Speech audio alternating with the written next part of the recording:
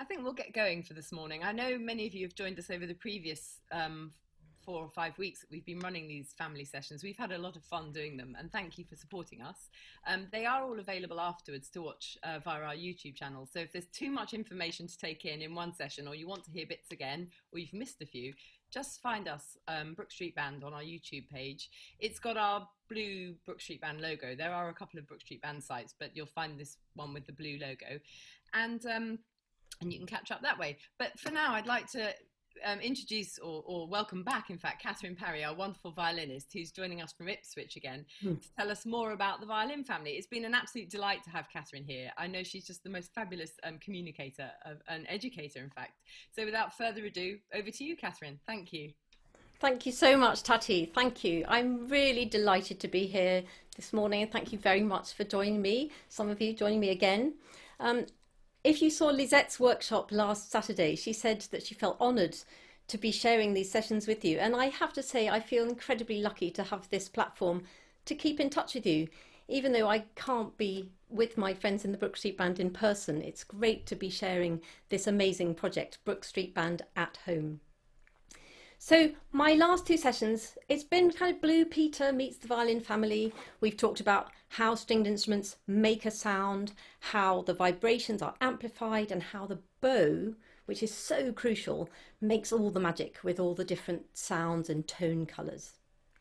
Today I have 3 different violins to show you, and we're going to explore a tiny bit how the stringed instrument music has changed and the different types of music that stringed instruments have played over the centuries.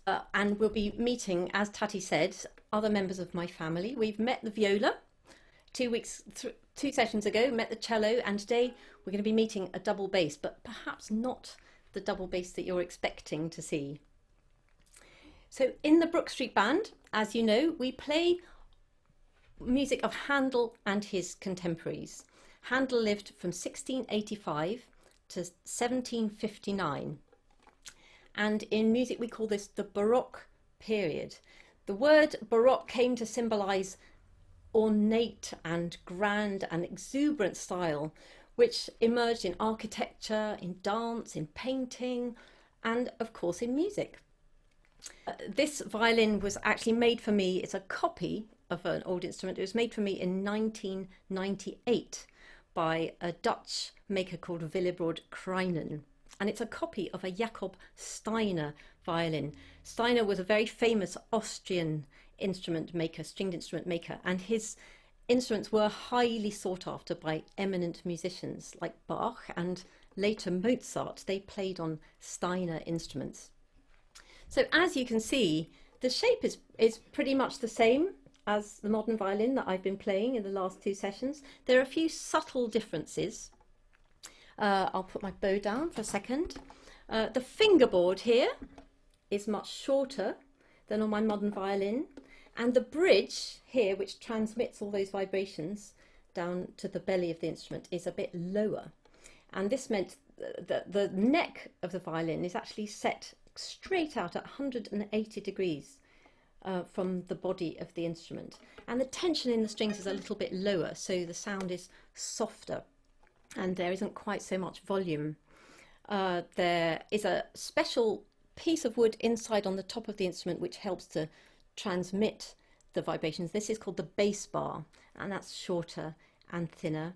There are no additions like chin rests and tuning adjusters. They came a little bit later, but the strings, crucially, as we said in the last session, are made of gut. This came from a sheep or a cow, and although they have a rich and warm and wonderful sound, they're a lot more fragile and vulnerable than later modern strings, and they're susceptible to temperature and moisture. So in this recent hot weather, there have been a few casualties with my strings. If you do hook on to our YouTube channel, Tati has done the most amazing film comparing her modern cello with her baroque cello, and it's really incredibly clear. She has the two side by side and she plays both of them one after the other, and it's a really great film. It's not even 10 minutes, so really worth a look.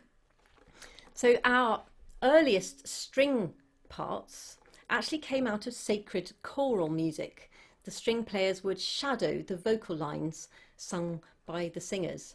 But of course, dance music was always an incredibly important tradition, even going back to old King Cole. He called for his pipe and he called for his drum, and he also called for his fiddlers three. So a fiddle is a more traditional name for a violin or a stringed instrument. So I'd like to play a piece of dance music by Johann Sebastian Bach, who was born in the same year as Handel, 1685. This is a Gigue, and although it's written for just one single line, I wonder if you'll be able to hear the bass part which Bach implies.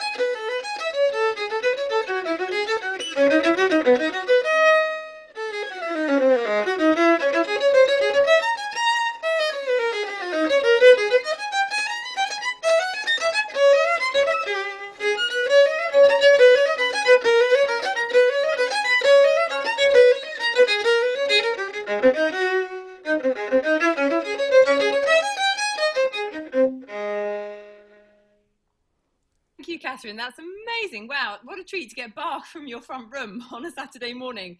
These are some of the most tricky pieces in the repertoire to play. They're absolutely stunning. Thank you. You're very welcome, very welcome. Thank you, Tati.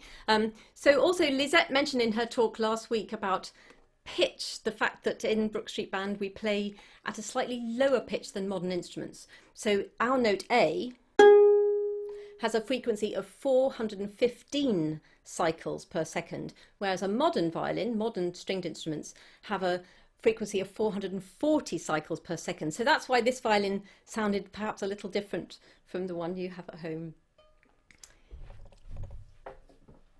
So I'm going to pick up my modern violin now. This is the violin that I've been playing in the last two sessions. This instrument was actually made in 1672, so it's an original baroque violin, but it had an operation sometime during the 19th century. There was a growing demand from composers for more tension and volume, and as the pitch went up over the years, we needed to fix certain issues in the violin to create those changes. So the neck of this violin was literally broken off and reset at a slight angle, which allowed for a higher bridge and therefore more tension in the strings. The fingerboard was a bit longer now, and this enabled me to play higher notes. And the gut strings were replaced eventually by synthetic strings with metal binding. Various bits of scaffolding added, like a chin rest. This is a removable shoulder rest here, which makes it more comfortable to play and to hold when I'm doing crazy things up high on the instrument. From the second half of the 18th century, stringed instruments were playing in quartets with two violins, viola and a cello. And this became, oh, it's one of my strings has just broken. Did you hear that? It went snap. Ah, good timing. So two violins, viola and a cello, and composers like Haydn and Mozart wrote the most beautiful pieces, and it became a really important form of entertainment at home. This is, of course, before TVs and computer games were invented. And then the symphony orchestra emerged with as many as 30 violins and 12 violas and 10 cellos and 8 double basses. And with the changing wind instruments and brass instruments, we were encouraged to make more and more sustained sound and a louder sound, and this is why the violin adapted. Dancing, of course, has always been really important. And I'm going to play a piece of gypsy music now. I'm going to invite the multi-talented George Parry, who he will be playing his bass later, but he's actually going to accompany me on the guitar. This is George. Hello. And we'd like to play a piece by a composer called Monty. I think this is the most famous piece that he wrote, if he wrote any others, and it's called the Czardas. We're just going to play a short excerpt. Okay, I don't know if you can see. Right. 1, 2.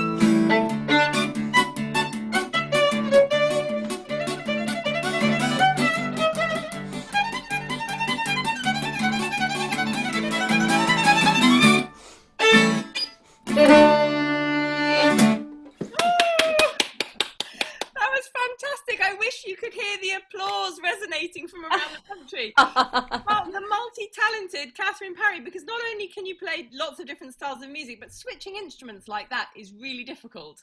I'm so glad it was your gut strings that were going pop in the metal ones. That was wonderful. Thank you so much. I didn't forget to mention, do feel free to pop questions to us during the session, during the chat. And if there's a moment arises, I'll ask Kathryn. Otherwise, we'll ask questions at the end. But I've just had a comment from Ava. Bravo, wonderful. Oh, thank you very much. Oh, thank you. Got your feet tapping there. Yep.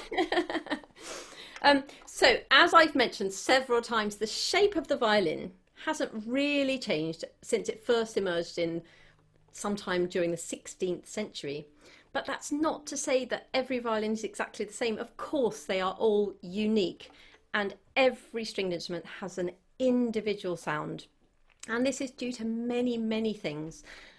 Perhaps a different type of wood was used, perhaps the density of that wood was different, and even the grain might have changed the sound.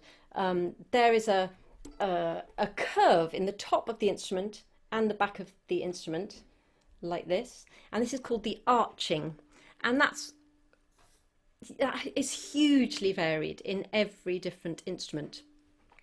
The length and the width all had minor variations, and of all the very, very famous instrument makers, I'm just going to mention one, of course, Antonio Stradivari.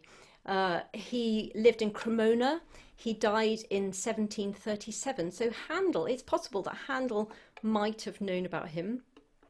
He is possibly the most famous of all luthiers, and there is actually a catalogue of the instruments which still exist. It has about 250 violins, only about 12 violas, I beg your pardon, and 60 cellos.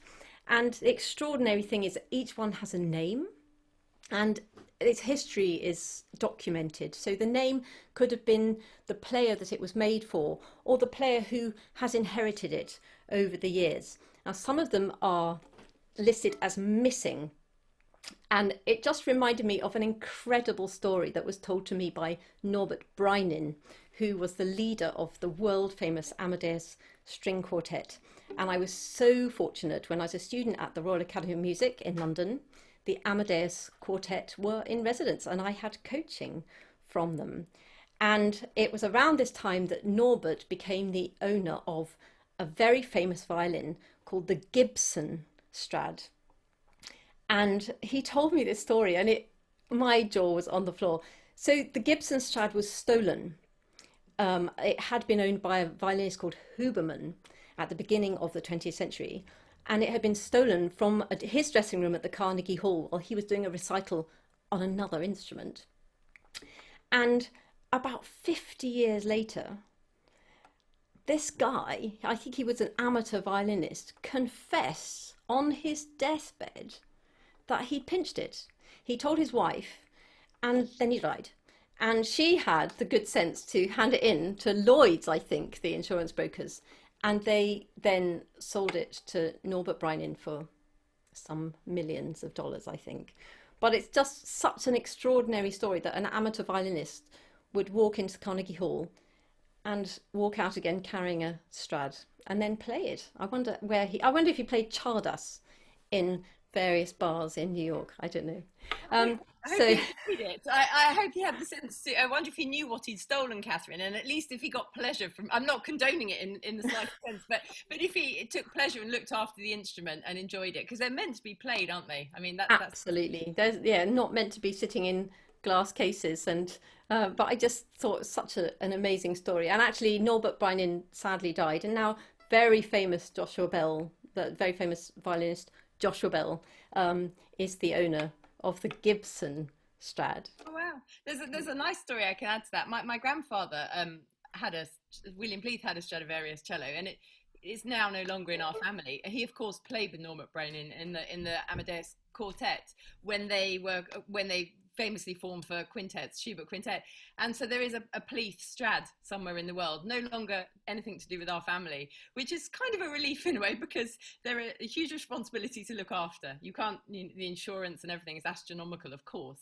They're priceless works of art, but I like that connection between Norbert and William. They'd be happy, I think, to be linked today via Zoom in the 21st century. Oh, that is, of course, that is, very, I'm sure they would be delighted. So I'm going to take my third violin now to show you.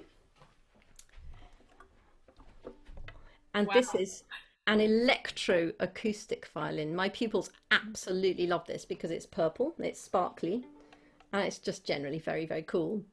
So some electric violins are made of a solid material, either wood or resin of some kind, plastic, and they don't make a sound without a separate electronic amplifier. But I have the choice. I can play this acoustically. I actually use the same bow. It did come with a purple sparkly bow, but it's a bit rubbish, so I don't use that. So this is my ordinary bow. And it sounds like this when I play it acoustically.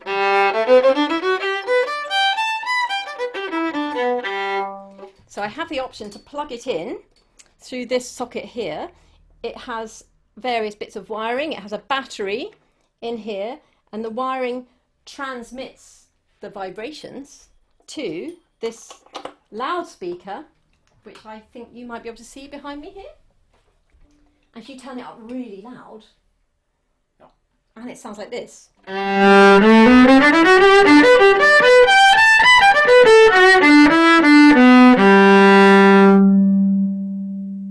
So it has quite, especially down on the G string there, it has a really rich resonance.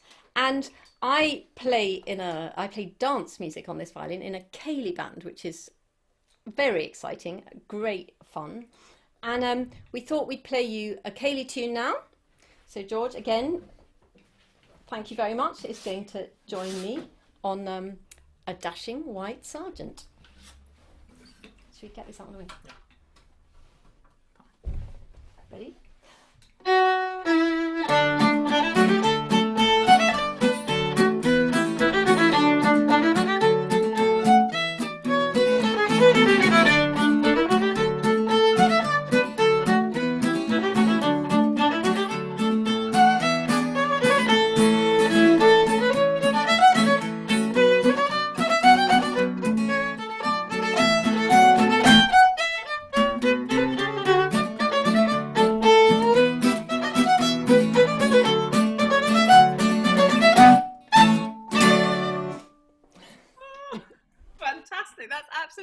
I'm just absolutely bowled over by your versatility. I mean, hopping now onto the third violin. Oh, it's brilliant. And you make that violin sound absolutely beautiful, because I know it's not the same quality of workmanship as your beautiful baroque or modern violin, but it sounds stunning.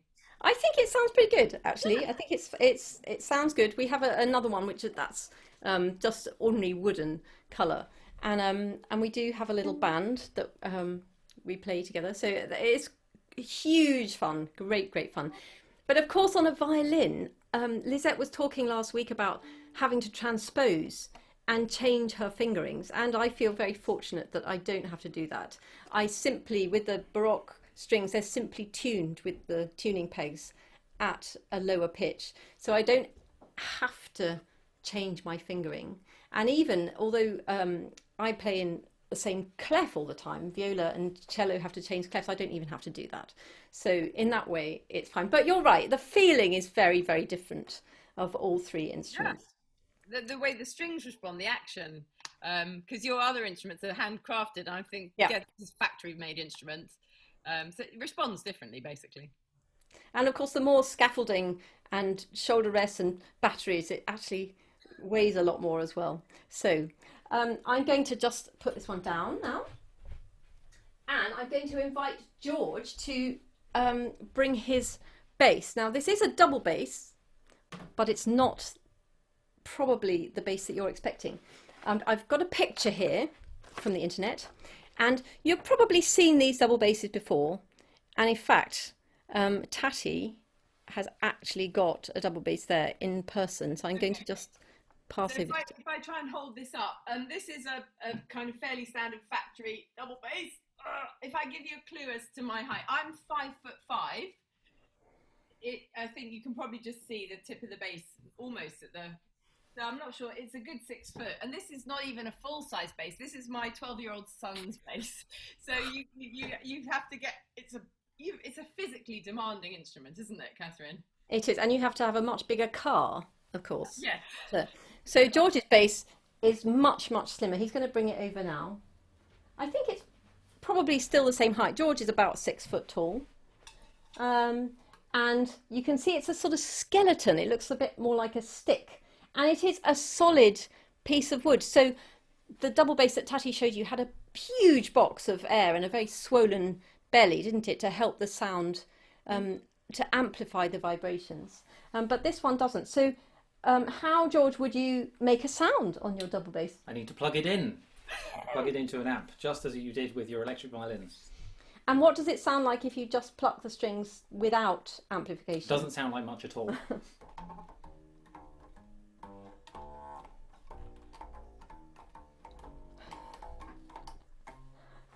It sounds more like when I, in my very first session, plucked an elastic band without any box to amplify the vibrations. So shall we just plug it in and see what happens? Ooh, let's not do that.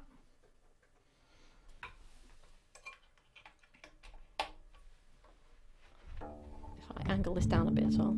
Yeah.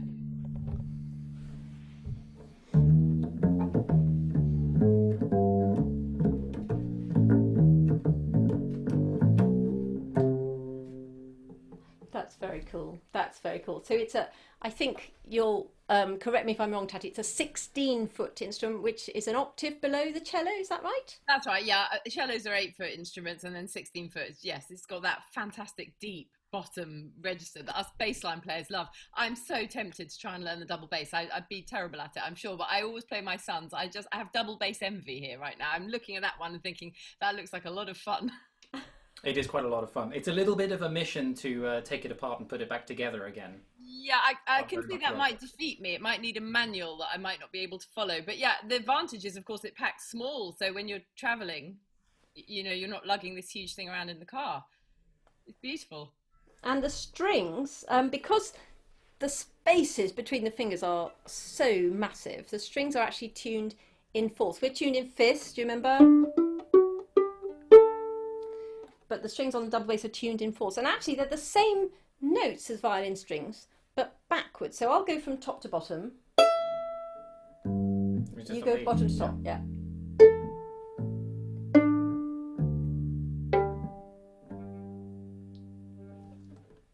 Okay, so we're going to play a piece now which was written for all 4 members of the violin family: the violin, viola, cello and double bass. We have to do a little bit of stage management here. Well, Kathryn, whilst you do that, I'll just say we've had a couple of questions come in, but I'm lining them up for the end. But there's one that you might think about as you're playing. Not that you've got anything else to think about, obviously, whilst you're playing. But I've had a question from Clara. What's the best string instrument to dance to? I mean, gosh, I don't know how you'd answer that, but anyway. Oh, I think as fiddles, the violins can really, I think they play lots of folk melodies. It's a very traditional folk instrument as well. And folk dancing, I would always say the violin, because it's so versatile, you can play so many different tunes. And I think traditionally the lower instruments would play more of an accompaniment. So they'd be more percussive and play a bit of a bass line. But that's a really good question. Thank you, Clara. So we're going to set up now. My husband Ben is here as well, who has had to have a crash course in reading the alto clef to play the viola in this piece. We're going to play a piece by Henry Purcell, who was an English composer. He lived between 1659 and 1695, and I always remember his dates because he would have been about 7 years old during the Great Fire of London, and he lived in London as well, so very fortunate that he survived the Great Fire. So he died when Handel was probably about 10 years old. I'm sure that Handel, when he came to London later in life, he would have known Purcell's music because he was such an important English composer. I think so, yeah. The style's very different, though. Purcell's sort of the end of one particular style, and we often, in kind of music terms, wonder how English music would have been different if Purcell had lived longer. Because you know how he died, don't you? How the story goes. I heard the story, but please do.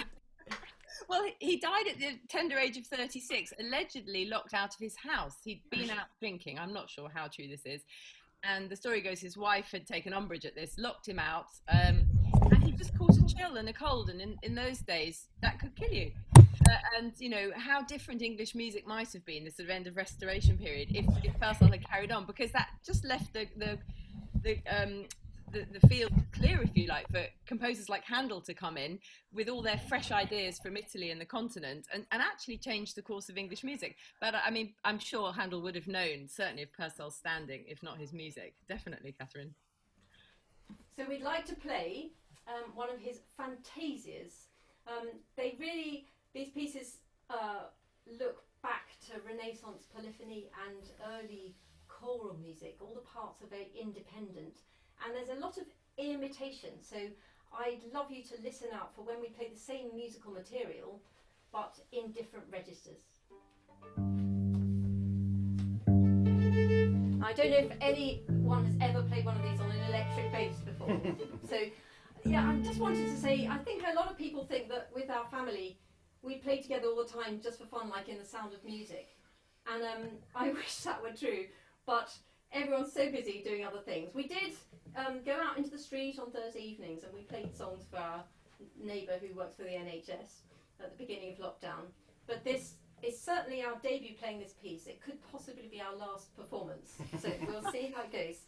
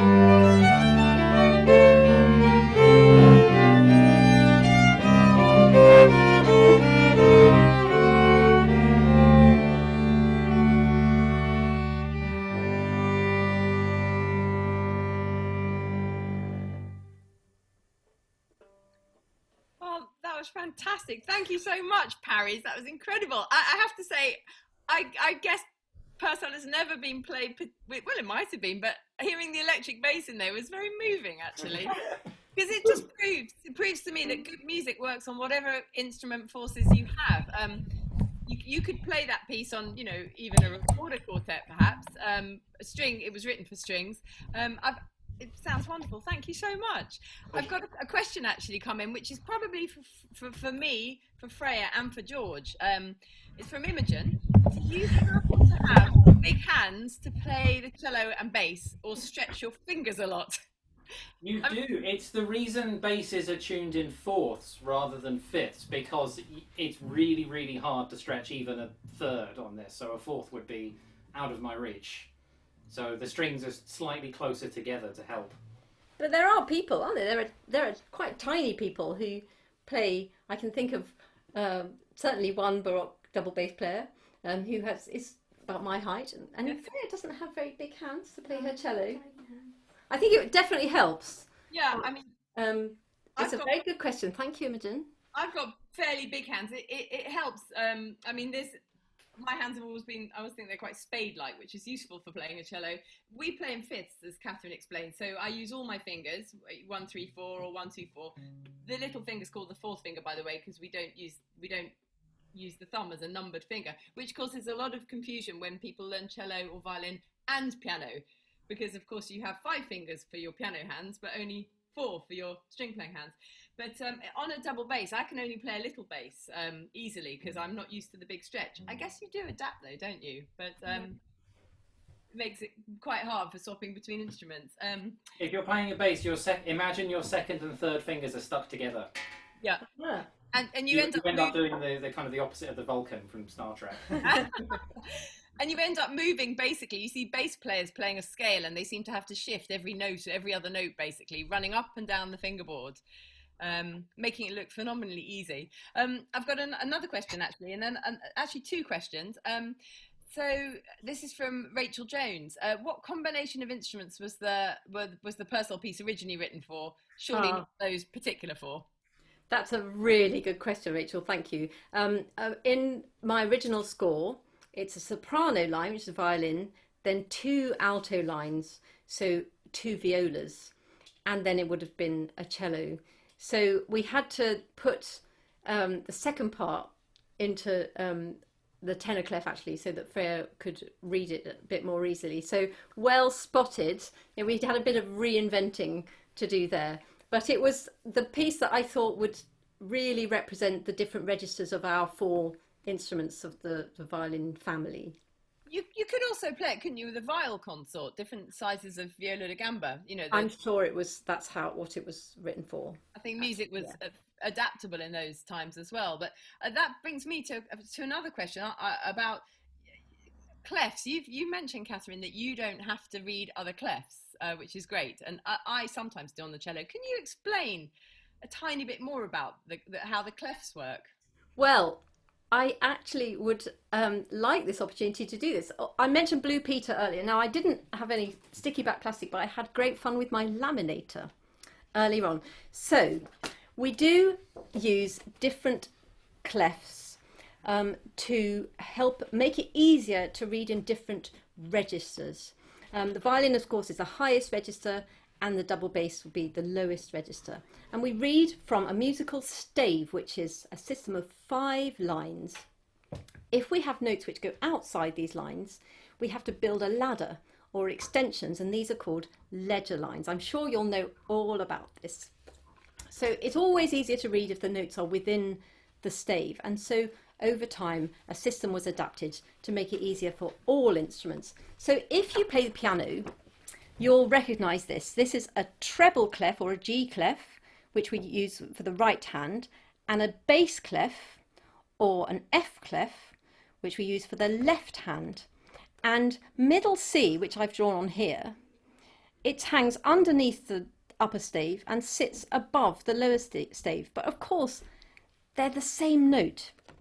So imagine if the two staves were squashed together and middle C is in the middle. So we have 11 lines there, and it's called the grand stave. And this way we can see that the treble and bass clef are just a continuation of one another, and the middle C sits in the middle. So in a bass clef, the bottom line is G, B, D, F, A, and then middle C, and then it joins onto the treble clef, E, G, B, D, F. And there are all sorts of acronyms for learning the musical stave. I think my favourite is elephants get big dirty feet for the treble clef. Sorry.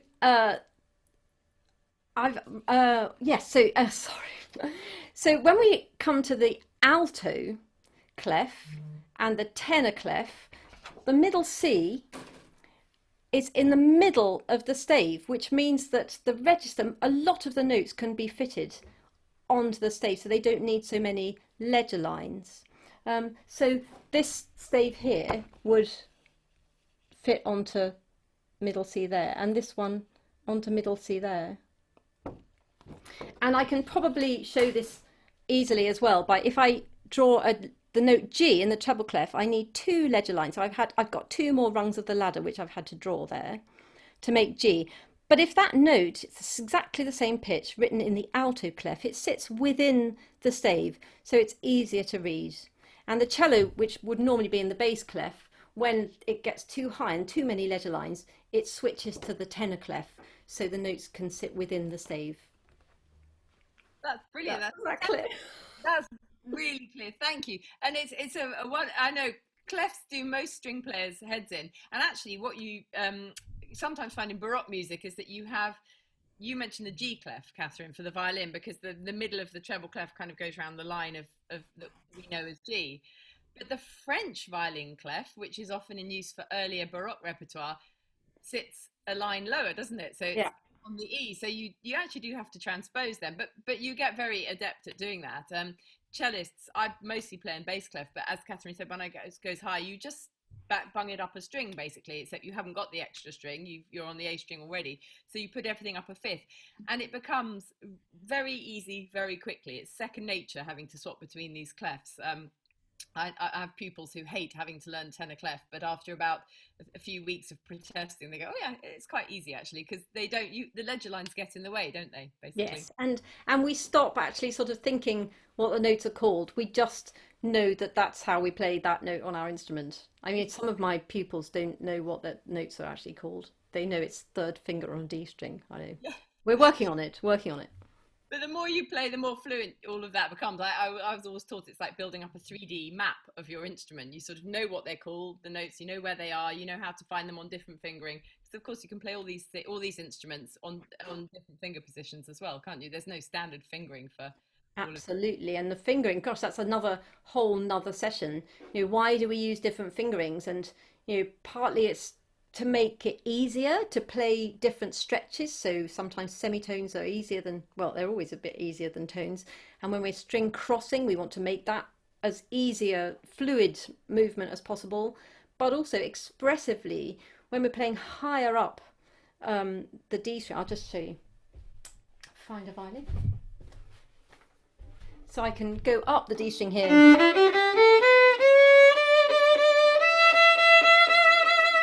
And it sounds rich and luscious, but if I played that in first position, it has a much more focused quality of sound. So composers sometimes use fingerings to express a different mood in the music and in emotion. Fantastic. I've got one last question. I know we're overrunning slightly, but it's only a tiny question. Have you, I'm not sure who this is from actually, have you got of the instruments you showed this morning, which is if you had to rescue one in a hurry, which one would it be? Or is that an impossible question? It's not an impossible question. I'm going to say the old violin, just because it's old, and the two modern makers actually are still alive, and so they haven't got that kind of priceless feeling. So I would definitely rescue. I think about that a lot actually. If we have a fire alarm at school, I quickly put the violin away in case, even though we're not supposed to take anything with us. So that's a really good question, but not difficult to answer. No, it's entirely understandable, because I always feel with these old instruments, if we're lucky enough to have them, we're curators actually. We own them for a time, but they pass through our hands and hopefully go on to other players' hands, and you know, they're part of a long 200-300 year history, and I love to think about who might have played these instruments over the past, and ensure that we keep it for the future. I have the same thing with fire alarms. When I was at music college, I think we were on the 6th floor, and the fire alarm would always go off, and I would always grab my cello and lug it down 6 flights of stairs. Actually, I think it was 8, because we had to go to the basement, and I'd always get laughed at. I say, there's no way I'm leaving my cello there, you know, fire alarm or not. It's part, your instrument becomes part of you, doesn't it? I know we're not alone in that. Well, unless we've got any other questions, I don't think there are any. I'll just check the chat. It just remains for me to thank you, Kathryn, and your entire family actually over the course of the sessions. We've got George still there. I'd like to thank Freya, who isn't here. Well, Freya, who is here. Imogen, who isn't here. Ben, George, the wonderful Parry family. But for sharing, thank you for sharing your family with us over these weeks, because what we can't do is play together, and actually the fact you've got wonderful instrumentalists with you who are able to bring this music to life has just been an absolute delight and joy, and actually given us different styles of music. We wouldn't normally play folk music or electro music on a sort of electro-acoustic violin in the band, so it's just great to hear it. And do catch up on our previous episodes if you can, via YouTube. And thank you so much, Kathryn. You're very welcome. It's been really, really fun, really fun. And I think what you said, Tati, whenever the music was written, it can be played on any instrument. It's the music that's important, and the fact that we do try and recreate as much of the original sound as we can, that's a choice. And I just think the music is what speaks to us. Yep. Well, what a perfect sentiment to end on. Thank you so much, and we will keep you notified of any more sessions coming up, perhaps in the autumn term, and meanwhile enjoy the rest of your day. Thank you very much for tuning in. Bye for now.